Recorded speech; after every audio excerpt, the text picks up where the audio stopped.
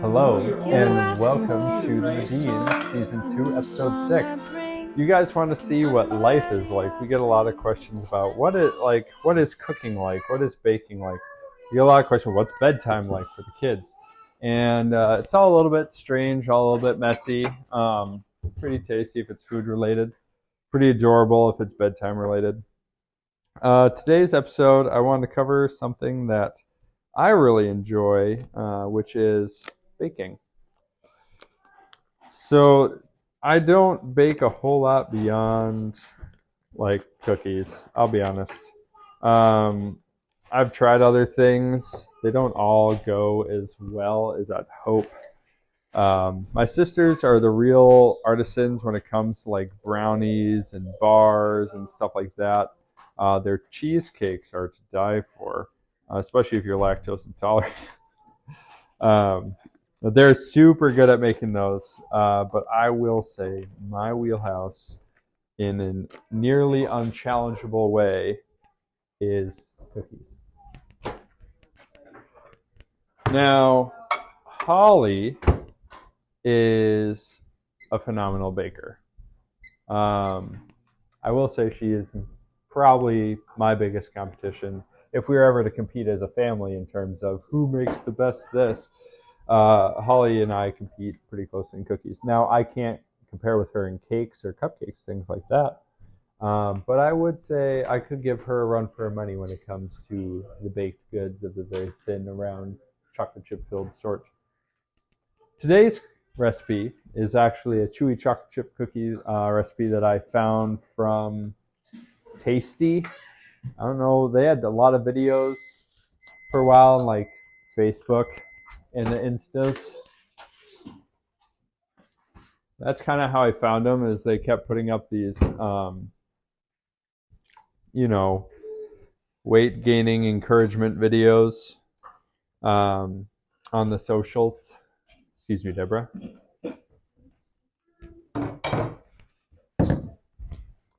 And everything that they made always looked super good. And this is one of the recipes I saw. I was like, I totally need to do that. So their recipe online, ingredients are typically laid out for 12 cookies. I just double everything because when you're in a big family, that's kind of part of baking and making stuff. But yeah, I'm going to make some cookies, some chewy chocolate chip cookies. Yeah, it's going to be super good. So I just did 2 sticks of butter, which is full cup for anyone curious, and it says cup of granulated sugar. Now, are these healthy by any means? Absolutely not. But that's okay. When you have lots of kids in the family, they keep you moving, and you're able to burn those calories pretty fast. Especially all these ones, because they really like being outside a lot. So, just got the sugar in. Now I got to get a cup and a half, assuming my math is right, of brown sugar. Now, something I probably should have checked before this all started was whether we had all the ingredients or not. Think we're good.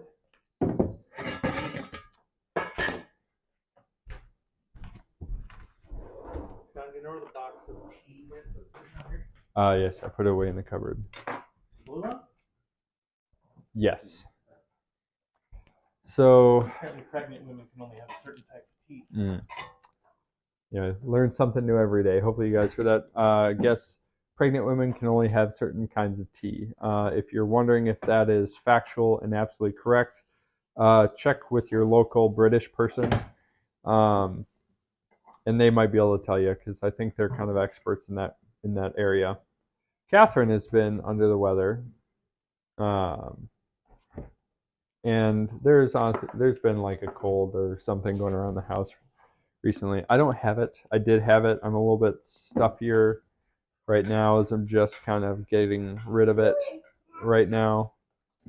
But it was not fun. When I got back from my 2-week guitar playing tour, with Corey Greenwood Speaks, the night I got back, I was just smacked across the face with this awful cold. That left me like pretty tired, which is not usual to my character, for a couple of days. And there were times I was just like, how the heck do I get out of bed? All right, now I need 2 teaspoons of salt.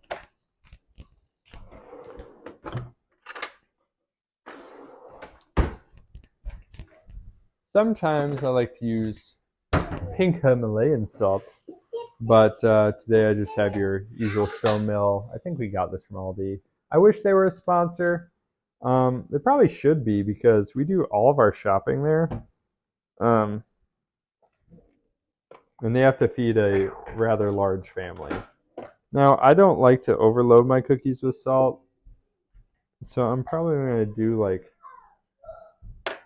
a teaspoon and a half of that, and I'm out of salt. So we'll just have to roll. And then I'll do 2 eggs.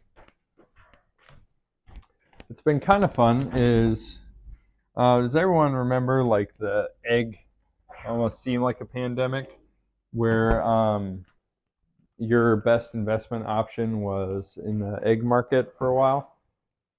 But we got a bunch of chickens and a very talkative goose that has brought a lot of our egg game to the house. So that's been very nice. So instead of having to be like, goodness gracious, don't have enough eggs for this or the other thing. And when you're in a house full of people, one of the most price-effective options for food, except for back during the whole egg issue, almost seemed as bad as the toilet paper back before COVID fully hit, is eggs. Scrambled eggs, fried eggs, breakfast sandwiches galore.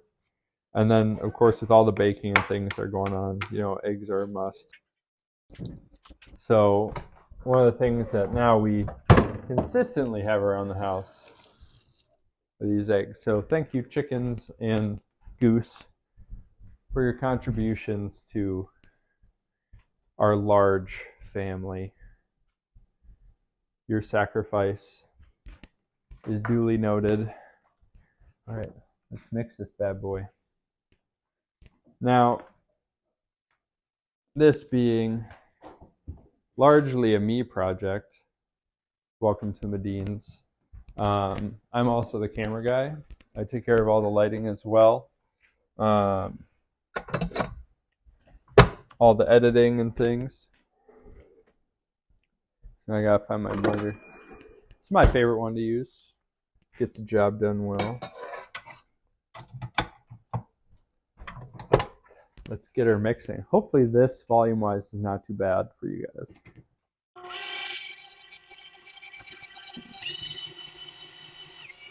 All right.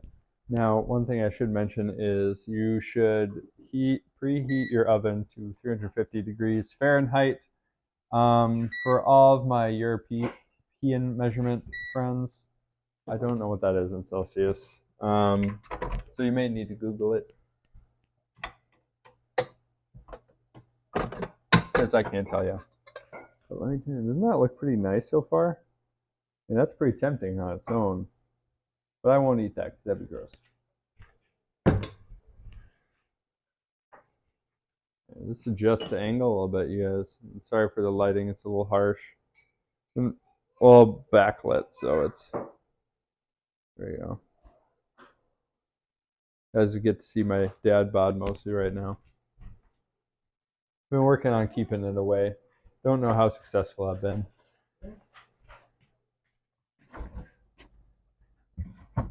During COVID, I won't deny that I may have gained a few extra pounds. All right, so we have a cup of granulated sugar, 1.5 cups brown sugar. I did 1.5 teaspoons of salt, a full cup of unsalted butter, and 2 eggs. Next section, it says 1 teaspoon vanilla, so I'll just double that again.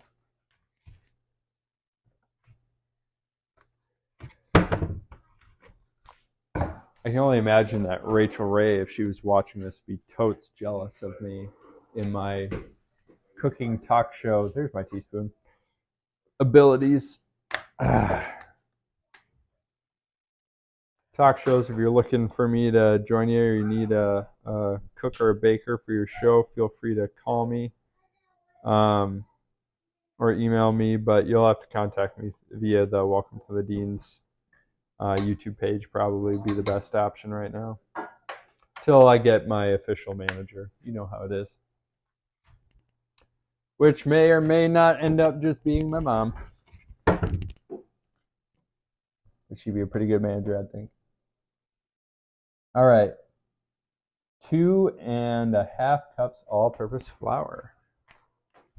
Now, thankfully, we have 2 big flour jars. One of them is out. The second one is very full.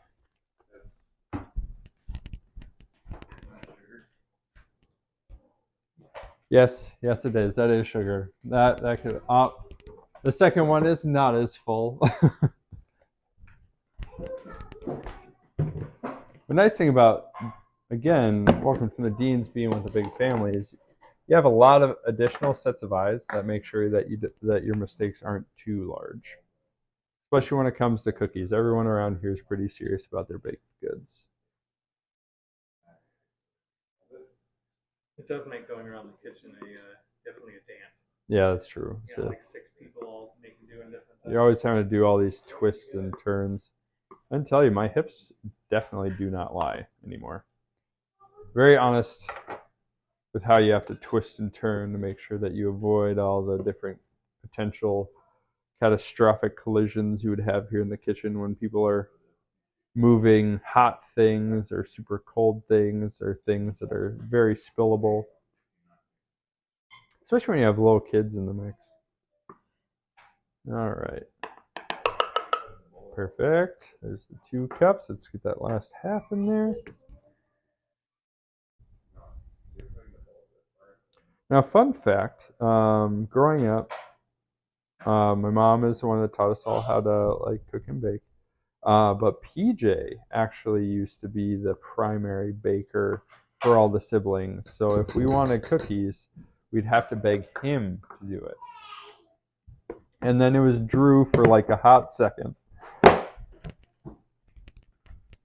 But finally, the responsibility for everyone more or less came down to me and the sisters. But, when we're the only ones in the house, really not much changes from that point anyway. I don't think Mom really bakes cookies anymore. I haven't seen her do it in a long time. I wonder if they still taste good. Don't smack me, please. I imagine they still taste wonderful. All right. We have a full teaspoon of baking soda. Now, if someone could explain to me the technical difference between baking soda and baking powder, that'd be pretty wonderful, because I don't know what it is and why sometimes we use one over the other. I have made some recipes where people have actually used both, or where the recipe called for both. So I'm not quite sure. I figure it has something to do with how the cookie rises, I think.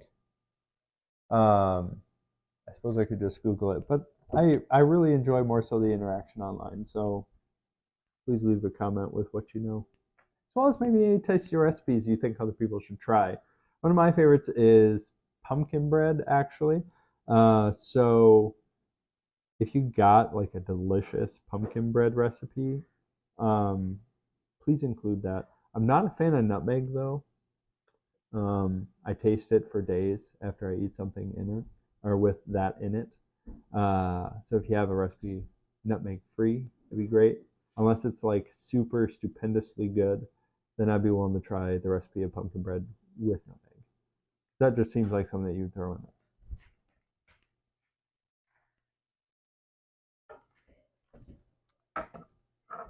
For all those people who get motion sick, I'm really sorry for this. Okay, reattach the blender, mixer portion. And let's raise her up. Now, not an official sponsor, but I really enjoy my KitchenAid. Hey, KitchenAid, if you're thinking about it, I would not mind being a paid representative. Now, one of my cookie recipes is like very flour based, so I will throw that on cover just to help. Which I realize I'm pretty much preaching to the choir here.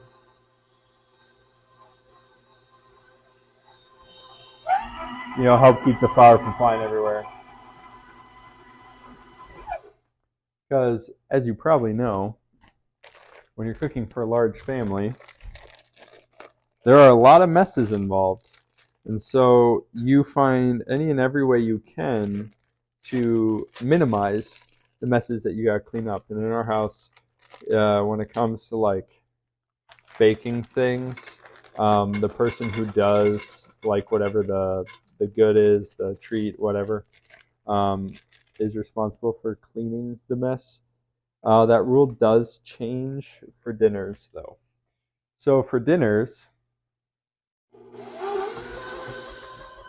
we'll all take turns.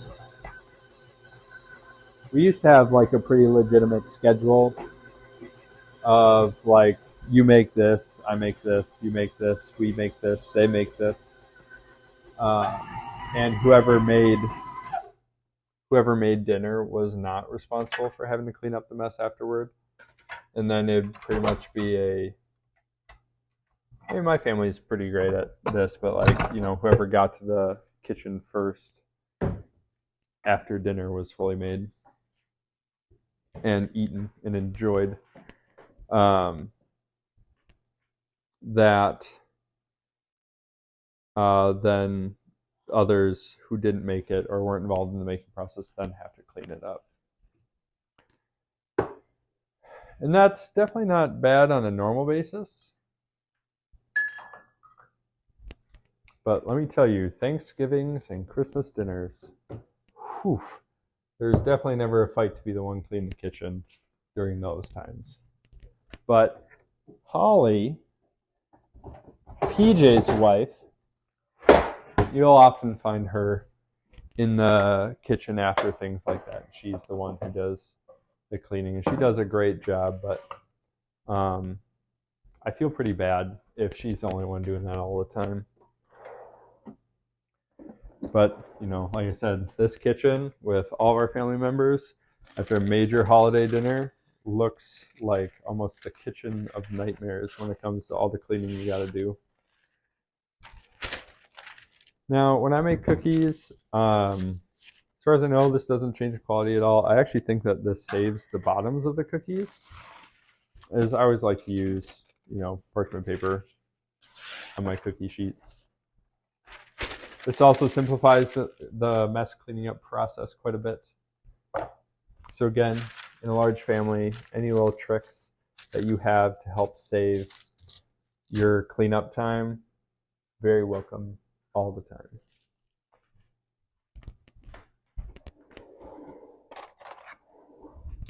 So a requirement when making cookies in the house is you must be the one to taste test me. I'll do a smaller glob since you probably all don't want to hear me talking about a mouthful.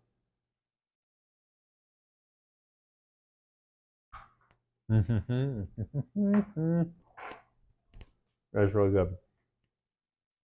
All right. I believe that cookies are meant to be big. That's my firm belief. I will back it up in almost every situation.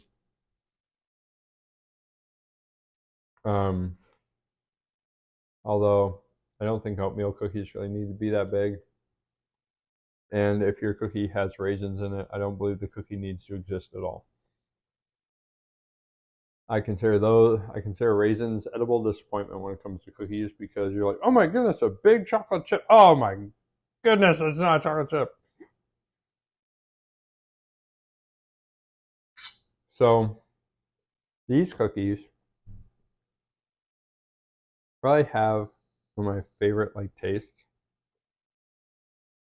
for just regular chocolate chip cookies, but they spread out quite a bit. So you gotta be aware of that as you're placing the dough balls on the pan.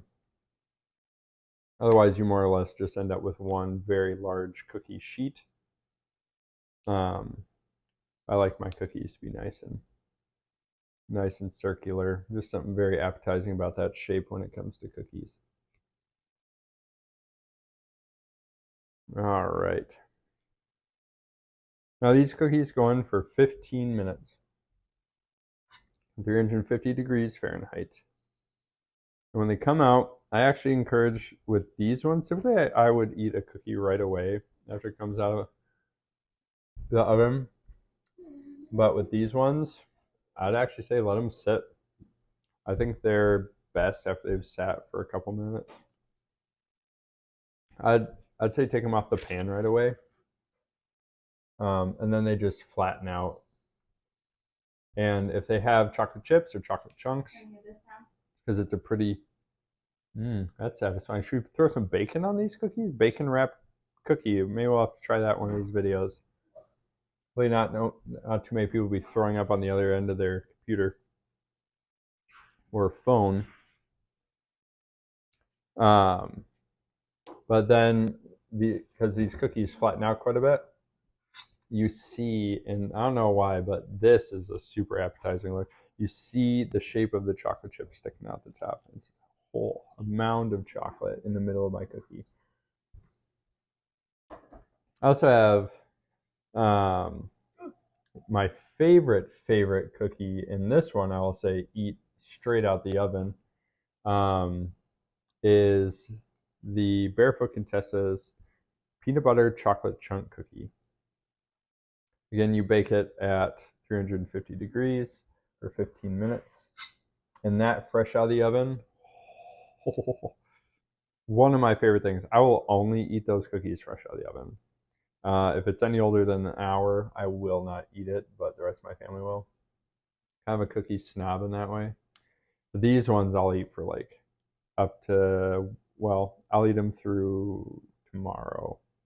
And then I won't. That's it. Not they're bad, but just personal preference thing.